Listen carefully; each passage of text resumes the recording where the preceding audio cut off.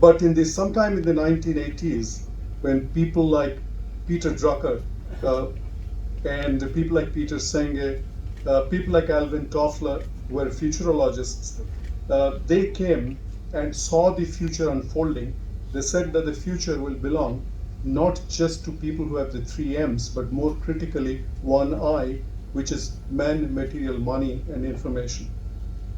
But in today's world, that 3M and 1I is no longer relevant.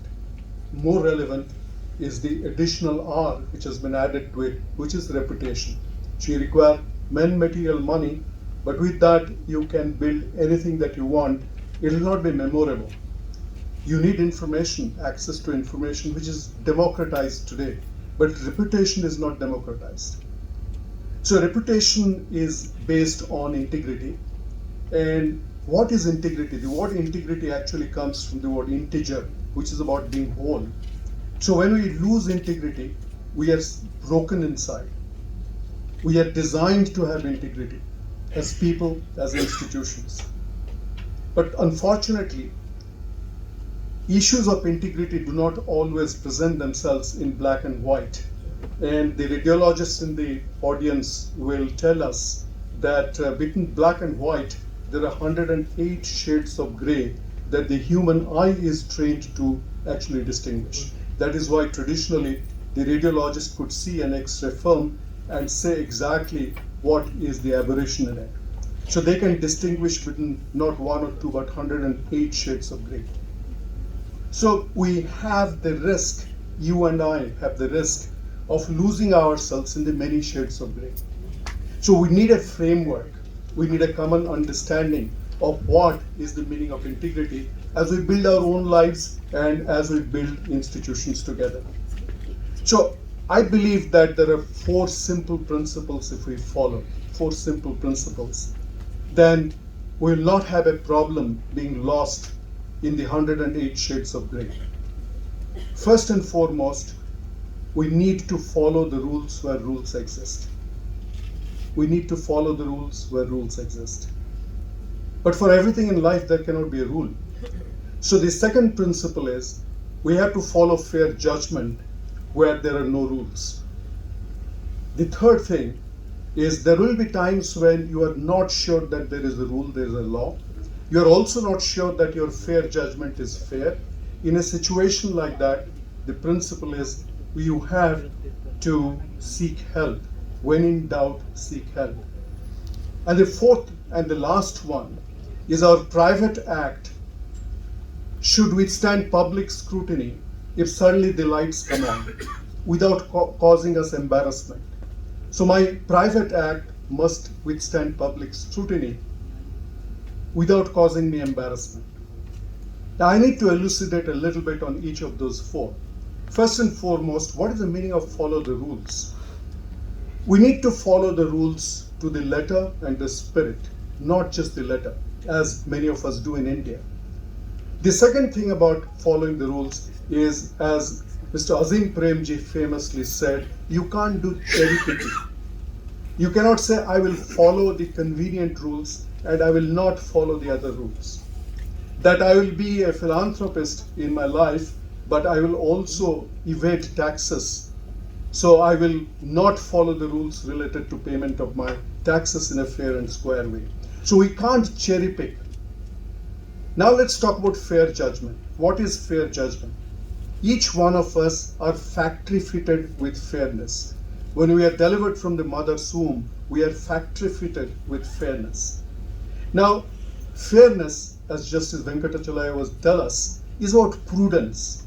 When the law is ambiguous, when everything comes to a dead stop and a decision has to be given, the honorable judge will have to think like a common man who's got prudence. All of us have prudence. And in order to exercise prudence, I have to ask a very simple question. In acting out my intention, I have to basically say, what would happen if I was on the other side? How would I feel? I talked about seeking help when you are in doubt. Now, the critical thing about seeking help are threefold. One is that you have to seek help before you commit an act.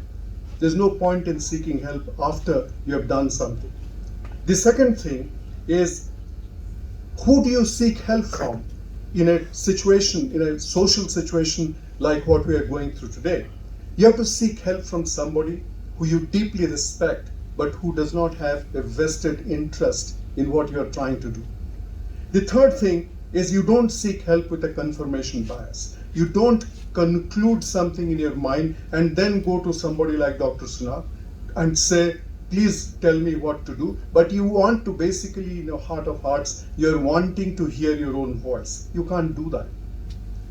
So I always say that, giving an example of seeking help, all we need to do is, before we want to rob a bank, we have to call mother and say, Mother, I'm planning to rob a bank. Do you think it's a good idea?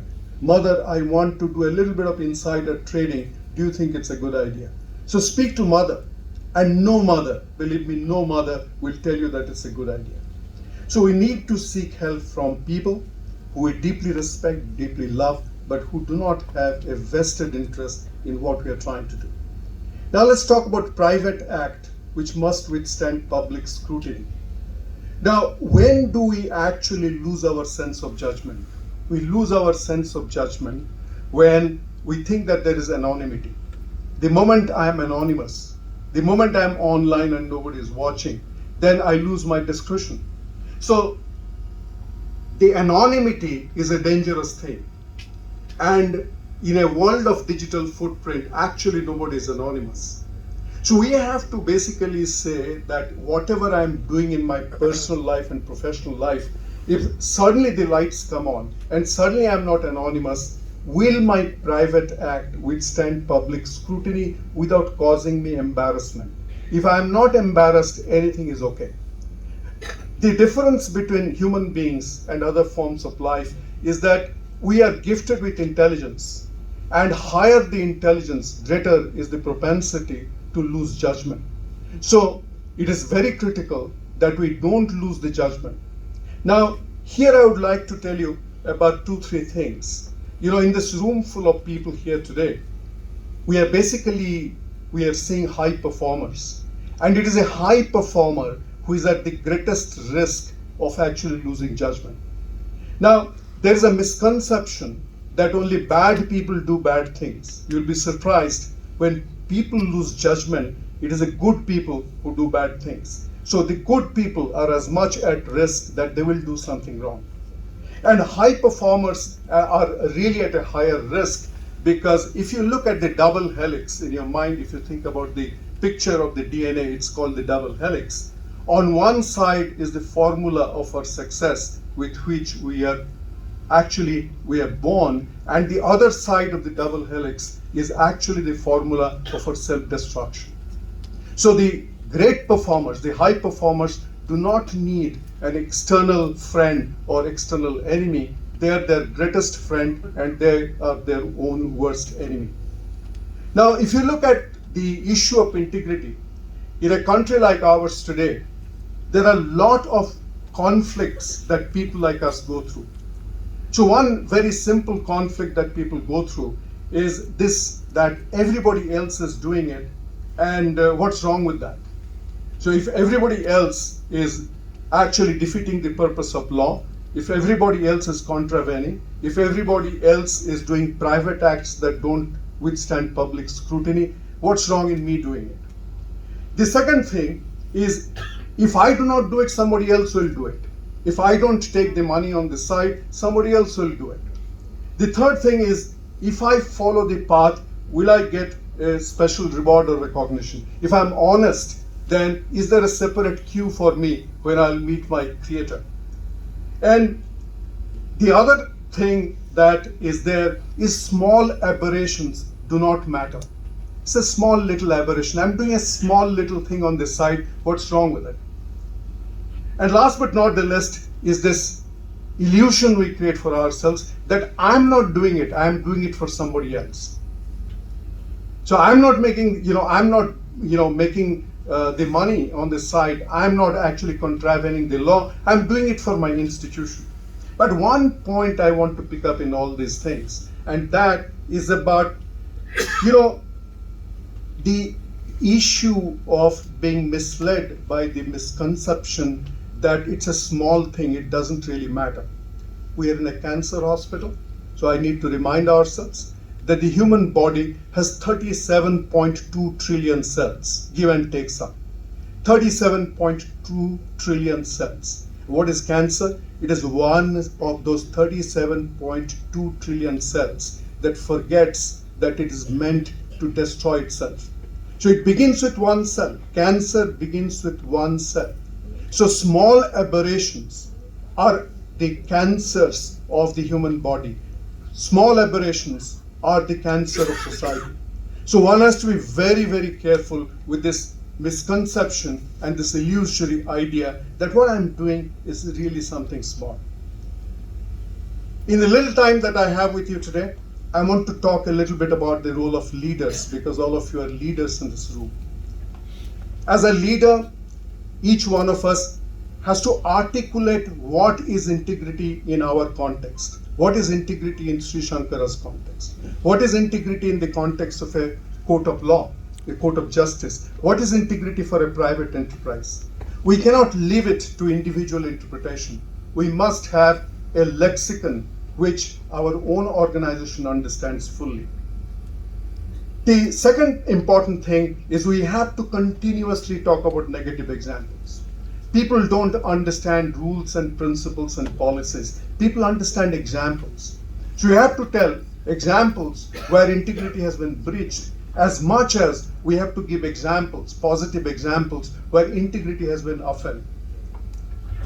Now, whenever the breach of integrity happens, it is bound to happen when we build great institutions which are going to stand the test of time. Breach of integrity has to happen. We are not infallible. But when that breach of integrity happens, we have to basically decide the right as against the wrong without paying attention to two things. And those two things are, number one, who is involved and what is the stake. Number two, what is the stake. The moment we say who is involved, then we'll leave the black ribbon on the goddess's face actually gets lost. So irrespective of who is involved, we have to say what is the right thing and what is not the right thing. And irrespective of what may be at stake, we have to basically take a call on what is black and what is white without getting lost in the 108 shades of gray. We have to also understand that the jungle has eyes. So when there is a breach of integrity and the topmost person is taking a call, and the topmost person in the organization thinks only 5 people in the organization know about it. So we can actually make some compromises here. The truth is 500 people already know about it. And when we're children, if you remember in your family and my family, the eldest child has made a transgression with the principles with which the parents are raising. Simple thing. You are supposed to come in at 6 o'clock in the evening, wash your hands, say your prayers, sit with your textbook. And somebody does not come in through the front door, it is 7 o'clock in the night, comes back through the back door. And in that moment, the mother or the father immediately either overlooks it or chastises that individual. And the fact is there are 3 other brothers and sisters looking at how the parents are responding. So when the parent actually with speed, simplicity and self-confidence hold this aberrant behavior to task, the others are getting the message. And in all these things, sense making becomes a critical leadership deliverable. It is not important only to deal with the aberration. We have to explain what happened to the people who have to carry the torch forward. Now the question that will come up is, all this very good, but does it make any sense in an organizational interest point of view? In a country like India, are we trying to preach celibacy to a teenager when we talk about integrity? Well, integrity makes sense because reputation in today's world is fungible. Reputation is no longer only a good thing to have or a nice thing to have. You know, the famous case of polluting the ocean came up when Shell Oil actually had a tanker collapse and the ocean was actually covered with crude oil. This happened decades ago, but nobody in United States of America has forgotten Shell for that mistake. But very recently, the similar thing happened with BP, which used to be British Petroleum, on the Strait of Florida. And people said, some people were craving for the blood of the CEO of BP. And most people said, forgive them because they're actually a good company, accidents do happen. So Shell was never forgiven, but people moved on from the oil spill that BP inadvertently had on the Strait of Florida. Now things will go wrong. And when things go wrong, how that is settled depends on the reputational capital that an institution has built over a period of time. Material money can be assembled at the drop of a hat in today's world, but reputation does not get built overnight. Dr. Srinath is Dr. Srinath because of 40 years of blemishless work. Blemishless work. There are no grays there. There are no 108 shades of gray there. Now, institution building requires essentially three things. One, it requires presence. You need to have presence. Second, you need to have differentiation. You can't be like somebody else. But lastly, and not in the least, great institutions are built when you are consciously trying to be memorable. Memorability is extremely important in today's world. And finally, I'd like to conclude by saying something which I learned from the great management guru Peter Drucker. He was talking about values, and he was trying to create a metaphor on values. And great institutions must have value centricity. So he went on to give us an example from Mother Nature, because the greatest lessons are in Mother Nature's world. And in Mother Nature's world, if you look at a simple thing, the number of times that a heart beats is the same as in a housefly and a human being. Similarly, if you look at each one of us in this room, what is common to us, irrespective of our diversity, is what is called polar symmetry. We are symmetric at the poles. So when Mother Nature found out the optimum number of times that the heart must beat, she kept it constant and spun everything else around it.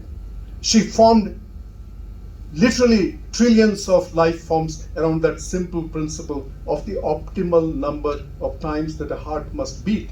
And similarly, the moment she found out polar symmetry, she created polar symmetry and built a human being around it, built a four-legged animal around it, and also built a centipede around it. So all of us are symmetric at the poles. The question is, when we build institutions, what is the equivalent of institutional polar symmetry and institutional heartbeat? That answer is values. So ladies and gentlemen, today is a great day.